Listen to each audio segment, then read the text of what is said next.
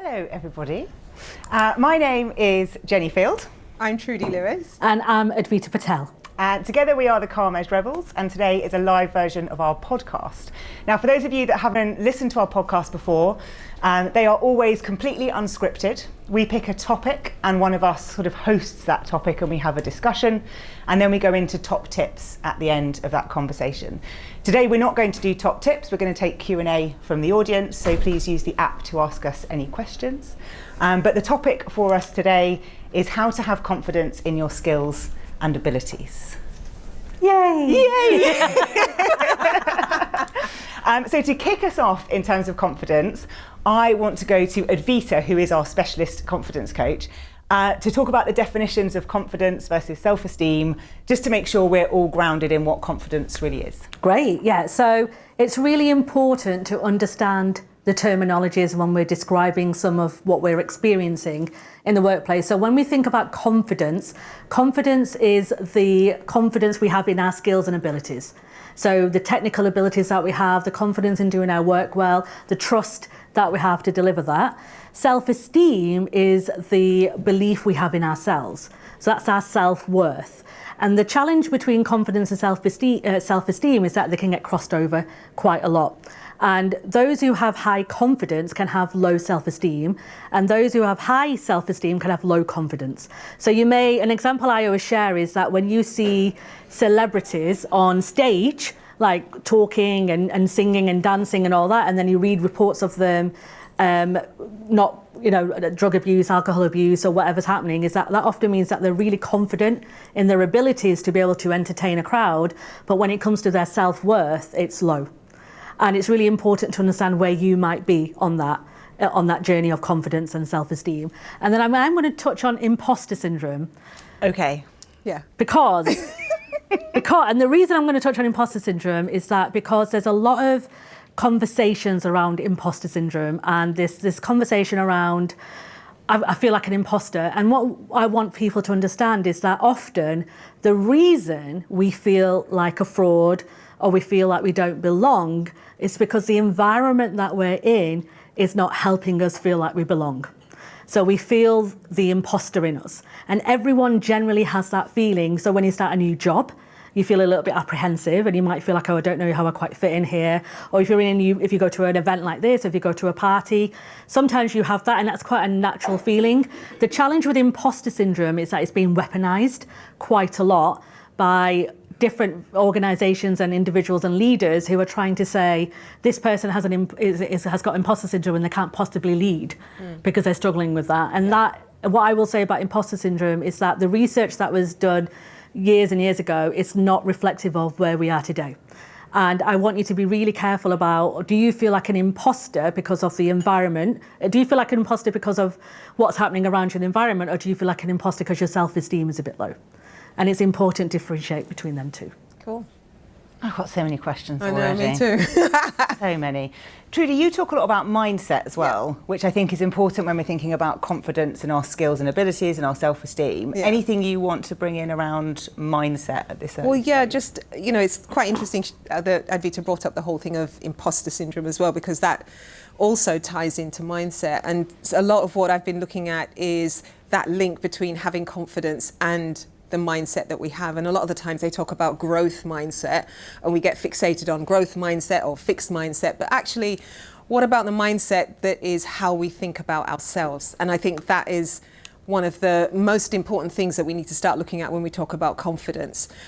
More and more people are realizing that actually, if we can change our mindset as well as how we talk about ourselves, then we can have more confidence, because confidence is something that we can learn, which is why Advita is a confidence coach.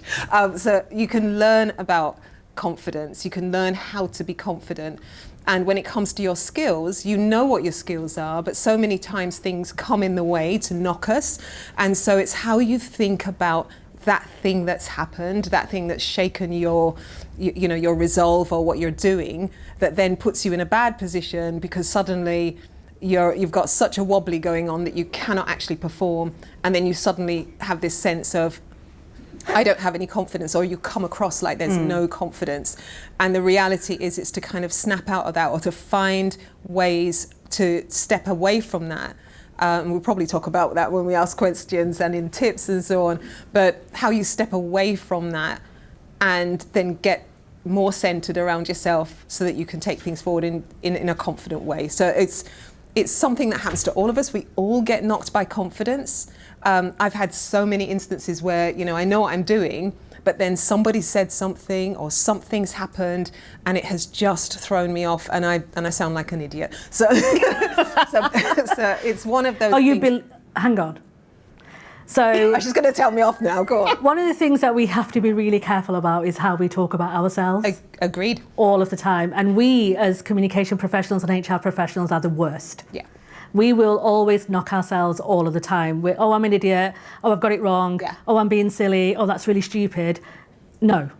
As soon as you go into that kind of language and talk about yourself, your self-esteem is going to get knocked. Yeah. And it's okay to say, oh, I made a mistake. What can I do to rectify that? Mm-hmm. Rather than berating yourself before anyone else has berated you. And if other people call you an idiot, then that's another conversation. But you calling yourself an idiot or calling yourself silly is not helpful when you're trying to establish this kind of a kind of foundation of this is where I am and this is what I need to be. Yeah. Because if you don't believe in yourself and you don't like yourself, then the likelihood of other people liking you is going to be zero. So the first step is, how much do I like myself? Which sounds quite ego-centric, but you spend a lot of time with yourself. And if you don't like yourself... I like myself. No, I do, but I've got an ego. Yeah. So. But, I was watching the Deadpool Wolverine film at the weekend, and he's got a mug in that says, I like me. It's got a heart on it, and I was like, I need this mug, because I do like me. And that's taken a long time to get to that over the years, and I've done a lot of work to be quite accepting of all of the things that make up Jenny Field. But don't you think that a lot of the times we don't even think about whether we like ourselves or not? We are so busy, we kind of get so kind of tied up in everything else and comparison, other people's lives, what we have to do for our own lives, that we don't actually take stock and think, do I actually like myself or like who I've become and so on? And, it's in our control to actually change that. If we suddenly find ourselves in a place that we're not really behaving a certain way. So one of the things I know for myself, sometimes, sorry, hit the mic, sometimes I can, like everybody else, I can compare myself to other people. And when I do that, it's coming back from that and saying, do you know what, I don't need to compare myself. I have this quality, this quality, this quality, and as a result, I don't have to go down that rabbit hole of saying... But that is hard. I mean, I was in a comparison spiral last week, and you dragged me out of there. Yeah. Because when you're doing stuff that can feel quite vulnerable, like starting a new job, I've just launched a new book, there's all of those things mean that you're putting yourself in a place that is vulnerable. And I think that's where, for me, my confidence will probably start to wobble a bit, because I'm a bit scared that someone's going to go, no, that's rubbish, or I'm going to get something wrong, or I'm going to, and that's scary. Like, I don't want that to happen, because I do believe in what I'm doing, but that for me, that's like a confidence weight, like shaking when that happens. But you might say that's more of a self-esteem thing. It's a mix. Go into a counselling session. The challenge is that we all want external validation at some point. And the more senior you get in your profession, the less you're going to get. And when you get into that position of looking for that external validation and that reassurance and you don't get it, your self-esteem is knocked. And when your self-esteem is knocked, your confidence in your technical ability is knocked, because you're not getting the reassurance from your senior leaders. And the challenge we have as communication professionals and HR leaders, if there are any in the room, especially communication professionals, is that our peers are our stakeholders. And we have to have a certain level of kind of professionalism when we're talking to our peers, and they look into us for advice and guidance. And if we kind of show too much vulnerability, or we believe we're showing too much vulnerability, we suddenly think that they're going to think we're weak at our job. And this is when you become a senior leader in organizations. And the CEO and all them, you're kind of advising and guiding, and you're trying to lead a team. So you feel isolated and a bit lost. So you are kind of looking around for that nod, that reassurance, you've done some good work. You won't get it, You just don't. It's limited. So this is why this likability thing about how much do I like myself and how much do I have confidence in my experience, and then going back and reminding yourself of the great things you have done. So when you were in your confidence spiral, it was great last week, which was great, I had to remind you. I did too. Yeah, you did. Sorry, yeah, you did as well, Trude. You did, but we have to remind. If you haven't got a community around you to remind you of that, then you have to make it your priority to remind yourself. And I will always say to those of you who follow me on LinkedIn, and I'll share this story on previous podcast, Advita pre-2018 is not the Advita that you see today. I had the most ridiculous confidence crash in my life, to the extent where I was going to exit the profession. I was looking up courses of like psychology, anthropology. I went down a spiral of hell. And then I realized that it wasn't the career that was a problem, it was me. It was my self-esteem. And I did a lot of work on myself in 2018 that led me to where I am today. But when we talk about confidence and that having confidence in your skills and abilities, what you're saying there is that you had that realization that the problem was you, not everybody else. Not my skills. And I'm not sure that that's an easy thing to admit. I think that's quite hard to get to that realization, if you can ever get to that realization that there's work you need to do on you. Yeah, but it's the inner work, isn't it? And going back to just thinking about what you're thinking about, what's on your mind and how your mindset is about your life. Am I being positive? Am I negative? Am I going to allow every single thing to kind of knock me and throw me off? That's the work that needs to be done. And as I said, a lot of us don't take the time to do that inner work. We don't take the time to even pause. If we don't do that, then we will never know. What are the triggers? What are the things that kind of throw me off? How can I really tap into some of the things that I've seen about myself and what I've already done that really stand out for me to really hold on to and say, yeah, that is really good. So I know I have the confidence to do it. And I think that's the step change. And I think with Advita, having known her and all of those years as well, I saw a total switch. And so you can't do that just by listening to tips, reading a couple of books. It really is that you're going to have to take some time and take stock of yourself and say, do you know what am I, is this who I really want to be? Is this how I want my life to be? Am I always going to allow myself to be, to be thrown off by things that come in my way? Am I going to have this, we talk about soundtracks. So a book that we've all read is Soundtracks by John Acuff. And are we always going to be kind of stuck in that soundtrack that tells us that we're not good enough, that we can't break through, that we will never get things over the line? There's this great quote, I don't know if it's going to fit right here, but anyway. Go for it. I'll go for it. So it's, if you listen to any thought long enough, it becomes part of your personal playlist. So if we're listening to thoughts that are negative, they become part of our personal playlist. And every time something happens, we will always rebound back to that thought. We'll always go back to that thought. So if the thought is, I'm stupid, or whatever, you will always go back to that thought if you nurture it and you keep it in your head. I think. What about the whole fake it till you make it? You hate that. Oh yeah, you're supposed to throw that in. Do not, honestly. Because we say that a lot. I hate just it. Fake it till you make it. It's Eventually, you will feel absolutely Absolutely fine. not. No, please do not do that, honestly. Because the challenge with the fake it till You've actually leaned forward now. I know. This is serious business. The challenge with fake it until you make it is that you're not dealing with the root cause. Yeah. There's a challenge there, and you can plaster over it, you can put veneer over it, you can put all this energy into it, but ultimately you're not dealing with the root cause, and you're going to have the same issue wherever you go. So figure, as Trudy says, what is that root cause that's causing you to not have that belief in yourself? And the fake it until you make it culture is dangerous, because you're going to burn out, and you're going to burn out because you're pretending to be someone that you're not. And you're putting yourself in positions where you're uncomfortable, but in your mind you're going, I'm going to fake it till I make it, I'm going to fake it till I make it. It's not going to work. You have to work on the root cause. And you may at certain points believe you've done it, but then somebody will say something that's a trigger for you, and then you'll spiral, and then you'll be out of control again. So there are plenty of books that talk about fake it till you make it, and whatevs. But don't read any of them. Don't, But yeah. on that, I'm going to just keep poking this bear now. Poking the bear, What Jenny. about things like alter ego? So there's quite a lot of talk about having your alter ego, and a lot of celebrities do it. I think Beyonce with Sasha Fierce for a while. There's other authors and people that we know who have written whole books about Alter egos and, you know, putting on props when you're on stage. That sounds a bit random, doesn't it? The props are like glasses or something. It's not like a full costume. But is that the same as fake it till you make it? If I've got alter ego? 'Cause I know you also hate those. I do hate alter egos because you're giving the attention away, you're giving your greatness away to someone that you're not.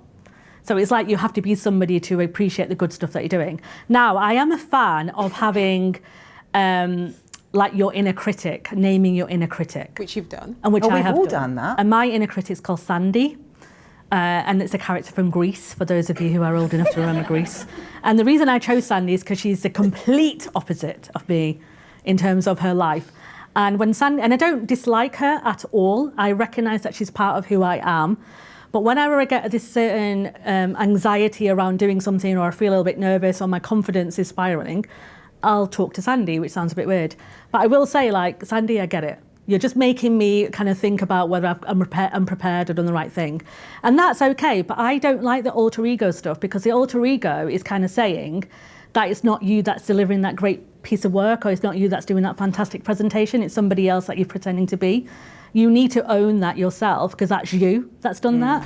And I just don't believe in that kind of the opposite way. No, it comes back to that work on yourself, really, which we've all done a lot of. And I'm a massive reader, so I could recommend probably almost hundreds of books around kind of mindset and belief and how you can change that soundtrack and focusing on goals and all of the stuff that we talk about in our membership to help people really think about how you can do that deep work in order to have that confidence and improve that self-esteem. But when we look at ourselves at work in terms of confidence and our skills and abilities, is it just about being intentional? Because we talk about our learning and development quite a lot, and I'm always quite intentional about where I spend my time and what I'm learning. So it might be that I'm doing a course that's linked to becoming a wellbeing coach, or a course to become a certified director. Like, there's always intention behind that learning. And that for me helps with my confidence in my skills and abilities. Yeah. So is it that it's just about that intention? Because how do you build that confidence? Is it learning and development, or are there other things that we need to think about? It's going back to understanding yourself well. So one of the things I always say when I'm doing the confidence coaching with my coachees is that we spend a lot of our time being told by others what we need. So if you think back to when we're born, right? So we're kind of guided by our guardians or our parents and carers. And then you go to school and you get your school report and your teacher kind of tells you who you are and what you are. And I remember when I was younger, it said Advita's very quiet, very studious, keeps her head down. And I got rewarded for that. And I connected being quiet and keeping my head down, not making a fuss, as a reward from my parents. So that's my character that formed. And then that continued throughout my schooling career. So I spent my young adult days trying to get validation, because that's a reward that I received. And I didn't know who I was. I lost my identity and all of that. So one of the big things to do when you're kind of trying to figure out where is it a confidence gap or is it a self-esteem gap? And the self-esteem gap, by the way, you can have 101 people telling you that you're incredible, you're brilliant, what you're worried about. If your self-esteem is low, it doesn't matter. You'll never believe it. You'll never believe it, because you will always keep going, yeah, but I can be better. I can be better and I can do this. So this is why it's important for you to identify, is it a confidence gap? So is it about my skills and abilities that I don't have, and do I need more training to build my skills and abilities in that, and I can then fix that kind of confidence gap I've got? Or have I got a self-esteem challenge? And the self-esteem challenge are things like you will talk negatively about yourself. You potentially will struggle in environments where you have to present yourself well in a situation. You will feel guilty for taking time out for yourself. You'll spend a lot of time and energy taking the attention away from you and giving it to others. So somebody says to you, well done, that's really good work, Jenny. You'll go, yeah, that's what you should say. Yeah, that's what you would say. You may end up going, no, it wasn't me, it was them. And then the other thing when you've got a low self-esteem is that you'll spend a lot of time almost saying things that haven't happened that are wrong that will happen, if that makes sense. So if a boss says to you, oh, I want you did a great piece of work on that project, go, yeah, but you know what could go wrong is this, this and this. Oh, okay. And then this could happen and that could happen, and I just want to let you know. To be honest. No. I think I'd admit that. No, I think if my boss is like, that's really good, I'd be like, thanks. But people want to make sure that if anything does go wrong, they protect themselves. It's when you have a very low self-esteem, you want to protect yourself. So it's that fight and flight. So you're a bit like, if I tell everyone that I'm not going to be very good at this, then at least they can't blame me, and at least I've said I've done it. Yeah. And that's and that's what you have to. So not everyone will have that with low self-esteem, but you have to watch that, and you have to be a bit careful about what that looks like. So yes, doing the certified director thing, doing our IOIC qualification, doing a CIPR, all that kind of stuff will help boost your confidence in your abilities. It won't necessarily fix your self-esteem. And the self-esteem fix will work when you spend a little bit of time understanding who you are and who are your triggers. Because there's always a trigger. There'll be somebody in your environment, there was something happening in your environment that triggers you, that causes you to spiral and not believe in yourself. And if you are somebody, and I call myself a recovering people pleaser. You do. Because I think you've recovered really well. Yeah, you really have. Yeah. You're not like that anymore. Did a great job.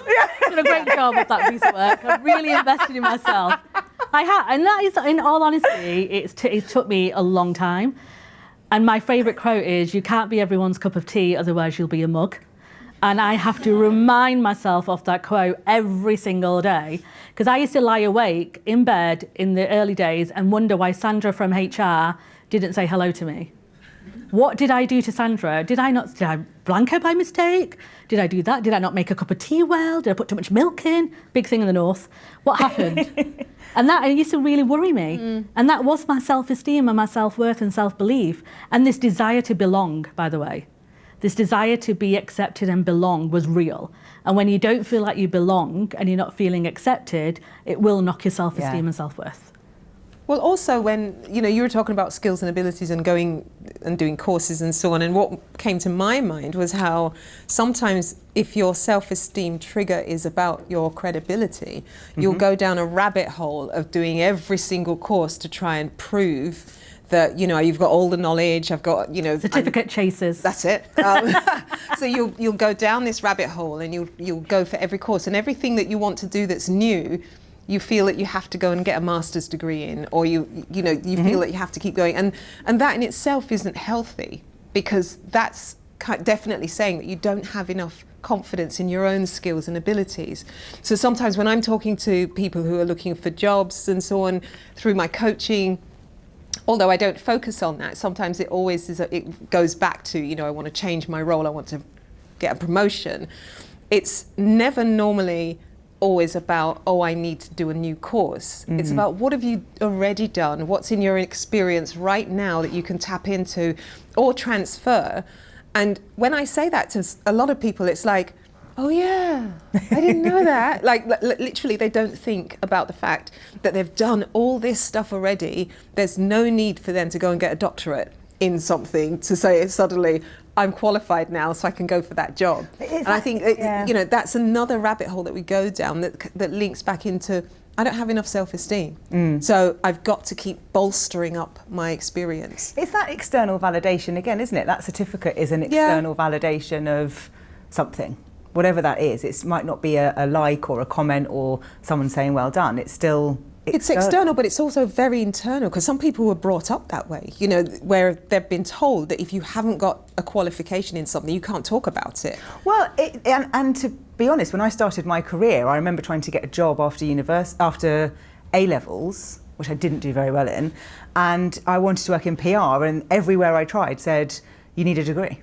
So there is that conditioning of that. When you were telling your story about school and you were quiet and you were rewarded for that, I was trying to think about when I was at school, and all I can remember is that I was never quiet, let's be honest. But I did get like A for effort, and then it was like 1 to 5 in terms of whether 1 was that you'd actually done the work properly and 5 was that it wasn't very good. So I'd always get like an A5. So I think I learned that effort was really important and that the outcome less so. Yeah. And that was what I was doing. Because when I was at school, I just remember the majority of my school days I was just doing social things. Oh yes, weren't you like head girl and I was prefect? head, and I didn't. Yeah, I became head girl, and I didn't know how I became head girl because academically, I really didn't pay that much attention. But I spent a lot of time socializing and meeting people and so on. And I felt, because I remember once, I remember at high school saying, I'd like to do PR, and I was brought up in Jamaica, so I was at high school in Jamaica, and they've got a university there. They had a mass comms degree there that I was really going after, and I was told by a teacher that I would never make it. And when you hear things like that, you kind of think, oh well, fine. And so initially, I didn't even go after that career, and I for a long time I was a little bit like, oh, I could do drawing, or I could become this, and I had this smorgasbord of things that I thought I would want to go to. So my self-esteem was very much like, I guess I'll just do something creative, or the narrative piece is really important. Yeah. And our best friend Brené, yes, yeah. Brené Brown, for those of you who don't know her, she's an academic in America. Incredible woman. She's written fantastic books. Dare to Lead is one of her great ones. Jenny and I went to see her a couple of weeks ago. And the narrative... Not at her house. No, sorry. Context. She was speaking at a conference and we went to see her. But I felt like it was like we just popped over for tea. Good clarification. Yeah, but I felt it was... No, we were part of a bigger group. But Brené always talks about the narratives that we listen to. Yeah. And that's really important, because when you don't believe in yourself or your self-worth, you'll adapt and adopt other people's narratives of yourself. So, and people have good intentions, yes, generally, but you also have to remember that people are quite selfish. So when you are talking to your line manager or your leader at work about your development and stuff, they will always look at it from their point of view. And they may give you critique on certain things, and we will take that on board. But what I will always say to folks about narratives is that you need to look at the evidence side of it as well.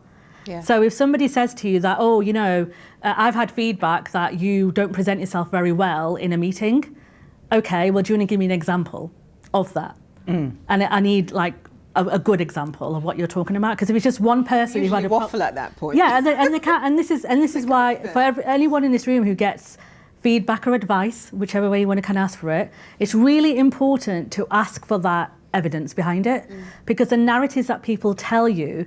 You can get carried away with it, and then you make the assumptions, the biases get locked in, and you're like, oh, I'm rubbish at public speaking, because you had that one piece of feedback from somebody who sits in the cheap seats, as Brené would say, and who's giving you that feedback that's knocked you. So if somebody gives you advice, whether you've asked for it or not, and people do that, to be fair, it's important to kind of look at their credibility, look at who they are in terms of their qualifications to give you that advice, and also the evidence that they have given you behind it. So you didn't perform very well in that meeting. Okay, great. Can you give me some more examples about why? What was missing for you? Well, you could have done this. Okay, anyone else give that feedback? Or is it just Tom who hates me? I've had that before. No, I think it's probably Tom. That's okay. I've had that before, though. Oh, have what? That thing where you speak or you do something, you put yourself out there, and then one person comes back, and then you forget that actually the room was filled with about 100 people. Yes. And then one person's come back and said, oh, I didn't really like that. And you just think, you suddenly take that on board. It happened to me, I think I did a conference a while ago, and I took it on board for a while, where I was thinking, oh my gosh, I've really failed, when really I hadn't. It's just one person. But it can happen, and I quickly talked my way out of that. Yeah, in a monologue. But it's also that thing about other people and their comments on your performance at work or just your life in general. I will often get people saying, God, you're out all the time, or you're like a machine, or you're doing this. And I was having a chat with someone last week, one of my friends, and she said, oh, I'm thinking about doing this, and then I'm going to maybe do some coaching, and then I'm going to do this and this and this. Do you think that sounds like too much for me? And I just went back to her and I said, only you know if it's too much for you, because you know what you're capable of. My world might look crazy, mad, vibrant, busy to someone, but it's okay for me. And I think that it's like that comparison, of what other people are capable of and what you're capable of are different. And you have to know that. So I can't say to you, yeah, that is too much, because it's not my place to say that. Give it a try. And then if you think this is too much for me, then you know what you're capable of. But it's knowing yourself and knowing what you can do. We've been doing quite a lot of work around DISC and understanding sort of behaviours and things like that. And that all plays into that, knowing who you are and your strengths and how you can use all of the things about you. The more you know yourself, the better your self-esteem will get and the better your confidence will be, because no one can really knock you off your kind of stall then. If you know what your strengths are, where your opportunities to improve are, there really isn't anything else that someone can say to you that will knock you. People will say to me, "Oh, Advita, you talk too quickly." Yeah, okay. It is what it is. Like, I can't change that. I've been doing this for 25 years.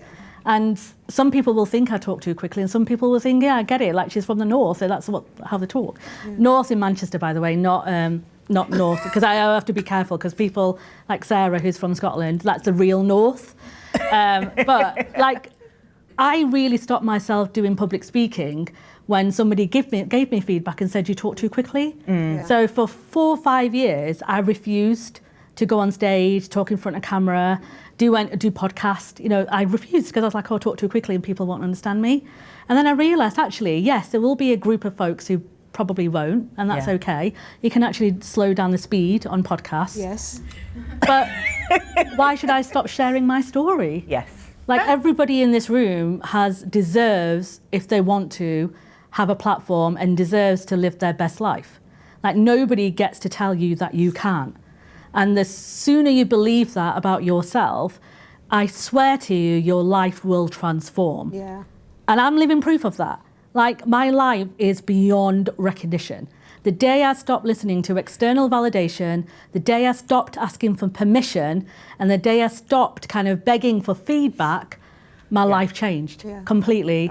And those barriers stepped away. And I was like, I accepted the fact I'm a recovering people pleaser. I accepted the fact there's people who are not going to like me.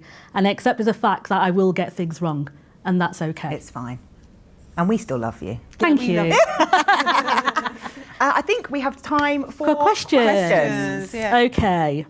So you can submit the questions on the app, and we have got a few on there.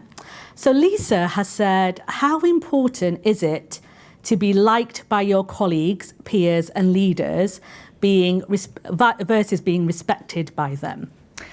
So I can answer that. Where's Lise? Oh, hello. So I've just done some research and work into credibility and the 8 practices that make someone credible. And one of those is likability, which is a bit of a controversial one, but it's not about being liked. It's about being likable. And they are 2 different things. So if you can take away the need to be liked, which we have inherently in us as human beings because we want to belong, and that's a big part of what we need, but you want to be likable, which is about being agreeable, it's about having charisma, and it's about being lighthearted. So if you can pull that apart so that you can think about being likable but not being liked, and I'll talk about this more in my session tomorrow, then that's what you want to focus on, which feels like a strange difference, but that's how we need to kind of start to separate the 2. Yeah. And we did have a debate about this. We did in one of our previous podcasts. We like a debate. Podcast episode. And it was about, if you don't like someone, does that mean that you don't find them credible? Or respect them. Or respected. And I said, I don't need to like someone to find them credible, but I do have to respect them. Like, I have to respect them to kind of listen to what they're saying. But so you did say there were lots of people that you didn't like, but you thought were credible. Yes. But you wouldn't share who they were. No, I won't. We did try. It's on a previous podcast episode, so we'll pop a link to that one. Yes. That will remain privileged. I think just a note to Lisa, though, on the whole respect side. So at the end of the day, you have to respect the people who are like your leaders and so on. So there's a level of respect that you have to have, and even for your colleagues. And I think it's how much effort you actually need to make that you need to think about. Do I really need to push further for them to like me? Is it enough for me just to respect them? And there's that mutual respect. You believe in their credibility, they're likable, you work with them on a certain level. But it is understanding that sometimes when we go to work, we're not necessarily looking for mates. No. Not everybody needs to be your mate. And the respect part is what you need to really develop. I always said I didn't go to work to make friends, which really went down well. But I was like, I've got friends. I really like my friends. They don't work, I have made friends at work. I'm not a horrible human being, but it wasn't like my sole reason for going to work. Whereas for some people it is. And when I had a bit of coaching to set up my own business, we talked about on my values and people and things like that. And I'm able to be a consultant because making friends at work isn't a big value and reason for me. And so that means I'm able to work more by myself. So we've got lots of questions. Oh, really? Okay, sorry. That was her saying. So just to kind of say, keep it to about a minute or so per question. Shush, Jenny. So this is from Sarah, how do we build resilience to better deal with those confidence spirals? Ooh. So I'm not the biggest fan of the word. I mean, there's a lot of things I'm not a big fan of, as you kind of gathered, but I don't like resilience, because I think it can be weaponized again. So we have to be a bit careful about how we use resilience, because I think it can be used as a bit of an attack on someone. Oh, you need to be more resilient. Oh, you're a bit too sensitive. Oh, you need to build a bit of character. Like, no. Like, you have to understand, and there's an element of being a professional and bringing your good self to work and doing the best you can in that environment. But there's also this kind of understanding that, we're human beings, and we will make mistakes and we will get things wrong, and that is okay. And we have to be quite careful about not putting too many defense mechanisms up there under the pretense of resilience. And I think a lot of senior leaders use that as an excuse not to promote or progress people, because they'll go, they haven't got the resilience to deal with it. They have got the resilience, you're just not looking at the environment that they're in to help them. And that's on them, not on you. Yeah. All the time. Denise has asked, what did I do? So Denise said, you did a lot of work on your self-esteem in 2018. What exactly did you do? I will share I've done a very lengthy blog post about this, Denise, so I will share that. And I'll break down my story and what happened and how I got there and how I ended up here today, because it's another podcast. Long one. Solo podcast. Yeah. All by herself. So Claire has said, love what you said about fake it until you make it and how that's a real sticking plaster. Can you share some practical tips for when there are many different demands on us as comms professionals, so we can feel like we're coming from a place of substance? So I don't believe in the fake. None of us really believe in the fake it till you make it. That's not. But it's about putting techniques in place that give you the belief to do that. So we've talked about things like the superpower pose before, which I used to do in the lift up to the 5th floor nearly every day when I was global head of comms, to try and help me get into the right mindset for that. And I think that's the thing for me, is how do I turn off that soundtrack in my head that might be negative, and what are the things, and I talk a lot about things in your toolbox to help you. And that might be before you're going into a meeting or before you're going into something, do you need to go and get some fresh air? Do you need to speak to that person that helps lift you? Do you need to listen to a certain piece of music? Like, what are the things that help shift that mindset? And that's a big thing for me. And reframing it into advice. Yes. So one thing, if you've got a lot of demands on yourself and you feel like you have to have the answers and you want to have this kind of substance, I will reframe into being an advisor. So I'm going to be advising you, and you can take that advice on board or not, rather than being the one that's coming with. As comms professionals, we're always expected to have the solution, and which is fair to an extent. But we also need to make sure that we are not always kind of having to work at that pace and transition into more of an advisor role. And that's part of your trusted advisor role, right? So, and I will say to folks that I work with, position yourself as a consultant almost. Yeah. So you're detaching the emotional attachment from what's happening, and you're actually going in as a consultant and looking at the bigger picture and giving them the advice. And that is where I would say your power comes from, because we're all experienced professionals who have kind of been through that. And ultimately, it's the leaders that have to make that call. Yeah. And that's what I would say, in addition to what Jenny said. Yeah, and I mean, just in addition to what you both said, is I've always said to comms people that they must understand that they're the experienced skill in the room. So, for instance, when a leader comes and talks to you and asks you a question, you're the one who's got that specific experience about communications. And I used to find this a lot when I used to work with HR people who would tell me how to do comms. And and you know, I love them, don't get me wrong, but they always used to say to us how we should be doing communications. But actually, there's a whole thing around, I believe in the fact that I have the skill and the experience to give that advice, to be that advisor to that leader, to that particular program, rather than being told how to do my job. And I think if you go in there with the mindset that actually I've done the training, I've studied, I know exactly what I'm telling you and why I'm telling you that you need to communicate in this way rather than that way. And it's owning it really. And I think there's a really important thing for us to own our expertise and to go in there and to really shine about that. Susie has said, do you think some confidence comes with time and age, or is that just BS? I'm older and I'm still not confident. Oh. Well, not fully. No, I am confident. You are. But you know what I mean? It's a bit like I still get knocked. My confidence still gets knocked. I've been around for a while. I've worked for a long time in a lot of organisations. I've dealt with a lot of different levels.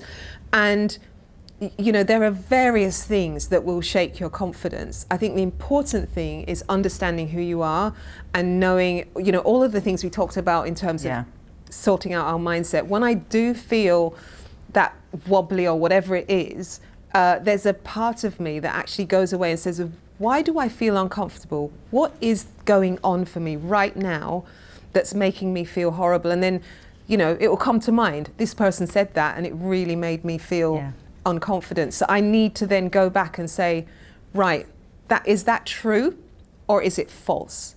And I'm a very strong believer of reframing, of asking that question of whether or not you are, you know, what you're hearing in your mind or what's been told to you is a fact or fiction. And when you challenge that, and I think there's an important thing, I say this to my coaches all the time, challenge the things that are coming to your mind when it comes to how you're looking at yourself. I know we haven't got very much time left, but for me, there is an element of experience. Like what's happened in my life shapes who I am today, and I've shared various things about my past on the podcast, and I don't regret any part of that. I don't regret the relationships that have been in that have had a negative impact on me because it's helped me grow and become the person that I am. So I feel like my confidence and my self-esteem probably has repaired and built, but that's taken time and experience and work. It's definitely there. If you looked at Jenny, you know, 20, 30 years, longer than that ago, you know, I was on a stage at drama and, you know, I was street dancing and all sorts of things when I was in my early 20s. So very confident, but self-esteem has taken longer to address. Yeah, 100%. And self-esteem will take time. It's not an overnight fix. You know, confidence is a skill and self-esteem is a skill. And don't put too much pressure on yourself. And a practical tip, and this is one thing that does work really well, is gather the evidence of your successes and refer to them on a regular basis. And it's not, and I always try to encourage people to share those successes as much as they can. So I call it like a happiness folder. I have one on my phone, a folder full of great things that I've done, feedback, advice, quotes, family pictures, things that bring me joy and things that give me the boost of confidence. And that's one fix you can do immediately that will change some of your challenges that you have. But we're going to be around. Time's up. Yeah, we're here for the next few days. We have got a QR code on the screen. So we have a membership as the Calm-Edged Rebels, which is called the Clarity Club, and the doors are open for that over the next couple of weeks. The QR code will take you to a free download if you want to get more clarity and spend a bit of time thinking about your confidence, clarity, courage, mindset, commitment. goals, how many other words brand beginning with C can I think of? At the end? But we are here and we're happy to take any other questions or just chat to you anytime over the next few days. Thank you so much for coming. Thank you.